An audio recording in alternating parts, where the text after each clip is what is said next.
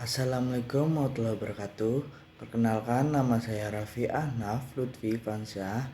NIM saya 2892050021. Prodi Manajemen. Mata kuliah Pasar Uang dan Modal. Fakultas Ekonomi dan Bisnis. Dosen pengampu Bapak Mulyono SHMM. Saya kuliah di Universitas Pancasakti Bekasi. Jadi di sini saya ingin menjelaskan tugas saya yaitu tentang pasar uang dan modal di semester 5. Di sini saya ingin menjelaskan materi tentang pasar uang dan modal.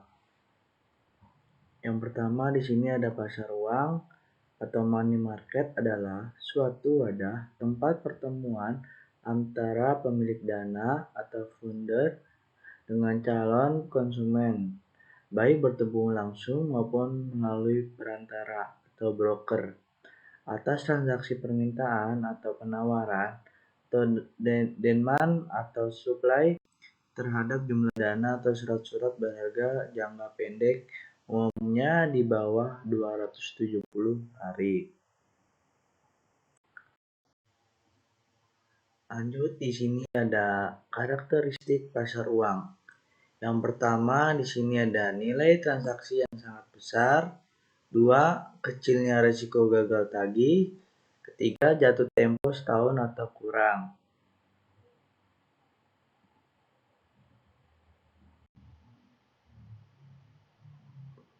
Selanjutnya di sini ada peserta pasar uang. Yang pertama di sini ada pemerintah, bank sentral, bank komersil, sektor bisnis, individu. Sebelah kanan ada perusahaan sekuritas dan investasi, perusahaan sekuritas, pembiayaan, perusahaan asuransi, dana pensiun, forex, insur. Lanjut, di sini ada pasar uang, fungsi pasar uang. Yang pertama ada salah satu sumber pembiayaan modal kerja dan investasi jangka pendek bagi perusahaan untuk melakukan ekspansi usaha. Yang kedua, sebagai fasilitator dan mediator para investor dari luar negeri yang ingin berinvestasi menyalurkan pinjaman jangka pendek kepada pengusaha di Indonesia. Yang ketiga, di sini ada sebagai mediator dan menghimpun dana masyarakat dalam bentuk transaksi perdagangan surat-surat berharga berjangka pendek. Yang keempat, menawarkan kepada masyarakat untuk ikut adil dalam pembelian sertifikat Bank Indonesia atau BI serta surat berharga pasar uang. Lalu di sini ada tujuan pasar uang bagi investor. Yang pertama dari pihak yang membutuhkan dana, yang kedua dari pihak yang menanamkan dana. Di sini ada dari pihak yang membutuhkan dana. Yang pertama untuk memenuhi kebutuhan jangka pendek, untuk memenuhi kebutuhan likuiditas, yang ketiga untuk memenuhi kebutuhan modal kerja, yang keempat sedang mengalami kalah clearing. Lanjut, yang pertama untuk memperoleh penghasilan dengan tingkat suku bunga tertentu, membantu pihak-pihak mengalami kesulitan keuangan. Yang terakhir, spekulasi. Kelebihan pasar uang yaitu yang pertama, sarana untuk mencari pinjaman dana di jangka pendek bagi perusahaan yang mengalami kesulitan likuiditas. Yang kedua, sarana untuk menempatkan kelebihan dana yang dimiliki oleh badan usaha. Kekurangan pasar uang, resiko pasar. Yang kedua, resiko gagal bayar. Yang ketiga, resiko inflasi. Yang keempat, resiko nilai tukar.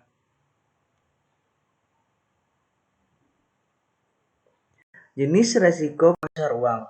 Yang pertama, resiko pasar atau interest rate risk. Yang kedua, resiko reinvestment. Yang ketiga, resiko gagal bayar atau default risk atau credit risk. Yang keempat, resiko inflasi, resiko daya beli atau purchasing power risk.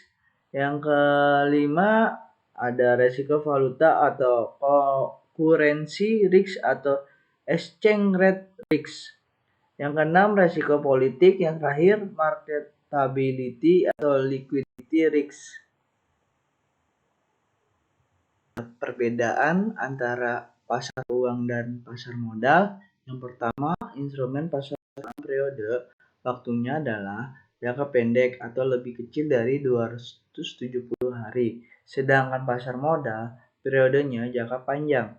Yang kedua, produk pasar uang yang utama adalah SBI, SBPU, dan deposito. Sedangkan produk pasar modal adalah saham, obligasi, dan reksadana. Yang ketiga, pasar uang diotorisasi oleh Bank Indonesia, sedangkan pasar modal oleh Departemen Keuangan melalui Badan Pengawas Pasar Modal atau Bapepam. Yang keempat, proses seluruh transaksi pasar uang ada di bank, sedangkan pasar modal di bursa efek dan perusahaan sekuritas. Yang terakhir, resiko dan rekening pasar uang lebih kecil karena lebih stabil, sementara pasar modal resiko dan earningnya lebih tinggi. Terima kasih atas presentasi video dari saya. Mohon maaf kalau ada kekurangan kata, mohon dimaafkan. Terima kasih.